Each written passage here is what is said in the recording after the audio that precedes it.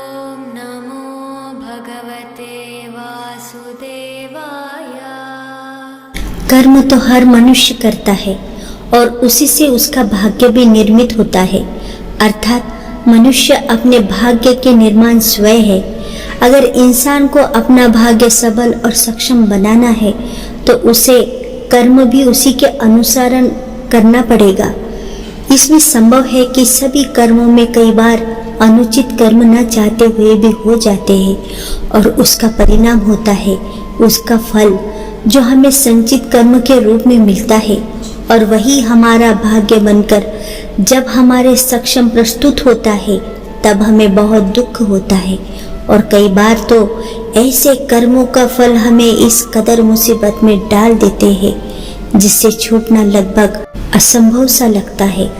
कर्म का पूरा चक्र होने के लिए उसका पूर्ण होना अति आवश्यक है। अर्थात जब कोई कर्म निर्मित होता है तो उसका फल जब तक ना मिले तब तक उसका कर्म चक्र पूर्ण नहीं होता। इससे ऐसा भी समझ सकते हैं जैसे आपने किसी से कुछ पैसे उधार लिए तो आपको वो लौटाने पड़ेंगे। जब लौटाओगे तभी वो उधारी का कर्म चक्र पूर्ण होता है और उसके पश्चात वह इंसान आपसे कभी उस पैसे के विषय में मांगेगा नहीं। ठीक उसी तरह से अगर कर्म का फल जब तक ना मिले तब तक यह कर्म और फल का दुष्कर्म चलता रहता है। तो कैसे बचे इससे और कैसे अपने भाग्य का निर्माता बनकर भी हम इस चक्र से बचे रह सकते हैं, इसी विषय में आज बात करेंगे। चलिए तो आज की यात्रा प्रारंभ करते हैं। कर्म और भाग्य इंसान से ऐसे जुड़े हैं जैसे चांद और सूरज। जब कर्म होता है तब भाग्य नहीं होता और जब भाग्य होता है तब कर्म नहीं होता। दोनों एक ही सिक्के के दो पहलू हैं, पर दोनों साथ साथ नहीं होते हुए भी साथ साथ ही चलते हैं। ठीक वैसे ही है कर्म और भाग्य में। जब आपका भाग्य होता है तब कर्म का कोई अस्तित्व नहीं होता और जब जब कर्म अस्तित्व में होता है तब भाग्य नहीं होता। इसके पीछे भी एक कारण है। जब आप कर्म करते हैं तब उसी कर्म के आधार पर ही आपका भाग्य निर्मित होता है और जब आपको उस भाग्य का फल प्राप्त होता है तब उस कर्म का कोई अस्तित्व नहीं होता। अर्थात अस्तित्व दोनों के साथ साथ पैरेलल है किंतु साथ नहीं मिलते कभी। जैसे रेल की दो पटरी है, ऐसे साथ साथ चलती है किंतु मिलती कभी नहीं है। ठीक उसी तरह से कर्म और भाग्य एक दूसरे से जुड़े हैं। तो अगर आपको भाग्य से छूटना है तो कर्म भी छूट जाएगा और अगर कर्म से छूटना है तो भाग्य भी छूट जाएगा। यह बताना इसीलिए आवश्यक है क्योंकि आपको पता चले कि एक के बगैर दूसरा नहीं है। यह सब समझने के लिए हमें पहले करना क्या है यह समझना आवश्यक है और उसके पश्चात हम भाग्य को समझेंगे। तब हमें यह ज्ञात होगा कि किसी तरह से इनसे छूटा जा सकता है। इसी कारण से हम पहले कर्म की ओर बढ़ते हैं। कर्म श्रीमद् भागवत गीता के अनुसार हर एक व्यक्ति कर्म करता ही है और कर्म के बिना कोई भी इंसान रह नहीं सकता। क्योंकि अगर आप कुछ भी नहीं करते तो भी आप कुछ तो कर ही रहे हैं। वह इसलिए क्योंकि आप सांस ले रहे हैं और बैठने का कर्म कर रहे हैं। अगर सो रहे हैं तो सोने का कर्म कर रहे हैं। अगर आप भोजन कर रहे हैं तो भोजन का कर्म कर रहे हैं। अगर आप चल रहे हैं तो चलने का कर्म कर रहे हैं। इसी तरह से कोई भी व्यक्ति बिना कर्म के रह नहीं सकता। जब कोई कर्म होता है तो उसका प्रतिफल भी निश्चित हो जाता है। यही गीता का उपदेश है। खास करके कर्म योग्य के विषय में इसलिए आवश्यक है कि पहले कर्म को जाने, तब उससे बचना तो असंभव सा लगता है किंतु यह केवल एक भ्रम है। श्रीमद् भागवत गीता में भगवान श्री कृष्ण ने स्पष्ट कहा है, कर्मण्यवास्ति कारस्ते मां फलेषु कदाचन इसका अर्थ है कि हमें कर्म करना है, फल की आशा नहीं रखनी है। फिर तो यहाँ पर एक दुविधा है जो अक्सर लोग हमें प्रश्न के रूप में पूछते रहते हैं। वह यह है कि बिना आशा के एक भी कर्म नहीं होता। जैसे अगर हम दुकान चलाते हैं और दुकान पर जाते हैं तो कुछ न कुछ पाने की आशा होती है। अगर खेती करते हैं तो फसल अच्छी होंगी तो हमारा कल्याण होगा, यह भावना मन में होती है। तो इससे हम कैसे आशा न रखें? तो इसका अर्थ यह है कि बिना आशा के कोई कर्म नहीं हो सकता। पर नहीं, भगवान श्री कृष्ण ने भागवत गीता में कहा है, अकर्ता बन के कार्य करना है, तभी कार्य पूर्ण होता है और उसमें फल की आशा भी नहीं रहती। उसे ऐसा समझे जैसे आप कहीं बाजार में जा रहे हैं, आपके बगल में कोई बुजुर्ग इंसान जो लाठी के सहारे चल रहा है, अचानक हाथ में से लाठी छूट जाती है और वह इंसान गिरने वाला होता है, तभी आप उन्हें बचा लेते हैं। तो अब बताइए, आपको उसमें कौन सी फल की आशा थी? आपके मन में तो तब ये भी आशा नहीं थी कि वह धन्यवाद कहेंगे। आपको उसे बचाने के लिए ना कोई धन देने वाला था और ना कोई धन्यवाद देने वाला था, परंतु आपने कर्म किया, वह भी बिना किसी फल की आशा के। बस यही है पूर्ण कर्म। ठीक इसी तरह से सारे कर्म हमें करने हैं। जैसे खेत में जा रहे हैं, कर्म तो कर ही रहे हैं, किंतु आशा नहीं रखनी है कि हमें इतना मिलेगा उतना मिलेगा। बस हमें अपना कर्म इस तरह से करना है जैसे हमारी ड्यूटी हो।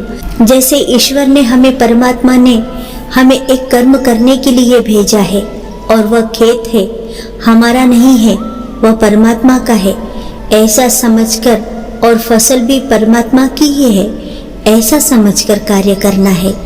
तब जाकर कर्म पूर्ण होता है और उसमें फल की आशा बिल्कुल नहीं होती। और जब किसी कर्म में फल की आशा नहीं होती है तब आप बिना कर्म के हो जाते हो, तो स्वाभाविक है फल मिलेगा तो भी वह आपका फल नहीं होगा। इसी चक्र से बचने के लिए आप अकर्ता बन सकते हैं। अब बात करते हैं भाग्य की। जब आपका कोई कर्म ही नहीं बनता तो स्वाभाविक बात है कि आपका भाग्य भी उसी कर्म के आधार पर बिल्कुल नहीं हो सकता। इसके पीछे का कारण यह है कि आपने जो कर्म किए वह स्वयं के लिए नहीं किंतु परमात्मा के लिए किए। इसी कारण से उसके फल का हकदार परमात्मा हो गए। यह बात अलग है कि परमात्मा फल स्वीकार नहीं करते और आपको उसका फल प्रदान करते हैं। इसी कारण से आपके कर्म भी नहीं हुए और आपका फल भी नहीं हुआ।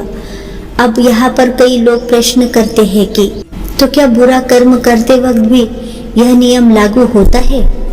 यह मैं कहना चाहूंगी कि जी हाँ, यहाँ पर भी यह नियम लागू होता है, किंतु जब आप परमात्मा के लिए कर्म करते हैं तो कोई भी कर्म बुरा नहीं हो सकता, क्योंकि इस वक्त में जब आप परमात्मा के लिए कोई कर्म करते हैं तो परमात्मा बुरा कर्म करने से रोकता है। इसी कारण से बुरा कर्म हो ही नहीं सकता। इसलिए आपको जो फल मिलेगा वह सत्कर्म का ही मिलेगा। अगर भाग्य के चक्कर से बचना है तो कर्म के चक्कर से भी बचना पड़ेगा, वरना यह असंभव है। कई लोग प्रश्न करते हैं कि हम अकर्म की अवस्था में भी जा सकते हैं, अर्थात कुछ भी ना करना, यानी कोई कर्म ही नहीं करना, तो क्या फल मिलता है? जबकि मिलना नहीं चाहिए। लेकिन जब आप अकर्म की अवस्था में जाते हैं तब भी आप कुछ ना कुछ तो कर्म करते ही रहते हैं। जैसे सांस लेना, सोना, उठना, बैठना, जिससे कई कर्म होते हैं जो आपसे ही होते हैं, तो उसका फल भी मिलना निश्चित है। क्योंकि बिना कर्म के यहाँ पर कुछ भी नहीं मिलता, तो संभव है कि आपको भोजन भी ना मिले, क्योंकि आपने उसके लिए कोई कर्म नहीं किया। भोजन करते हो किंतु भूख मिटाने के लिए, तो आपको भोजन करते समय परमात्मा को याद करना बनता है। और भोजन करते वक्त यह सोचना है कि आप भोजन स्वयं के लिए नहीं अपितु परमात्मा ने जो यह शरीर दिया है उसके निर्वाह हेतु भोजन की आवश्यकता होने पर भोजन कर रहा है, यह सोचना है। तभी यह कर्म जो है अर्थात भोजन का कर्म है उससे आप छुटकारा पा सकोगे और उससे होगा यह कि आप कर्म के बंधन में नहीं पड़ोगे तो उसका फल भी आपको नहीं मिलता। सत्य बात तो यह है कि फल तो मिलता ही है किंतु फल आपका नहीं होता क्योंकि वह परमात्मा का होता है और परमात्मा ने स्वीकार नहीं किया, इसी कारण से आपके पास वापस लौट आया। तो स्वाभाविक बात है कि आपका फल ना होते हुए भी आपने स्वीकार किया, इसलिए आप पर कोई दबाव नहीं रहता और आपका बिना आशा के कर्म का निश्चय भी पूरा हो जाता है और आप पूरे जीवन में उस कर्मों का फल नहीं पा सकोगे जो कर्म आपने परमात्मा के लिए किए।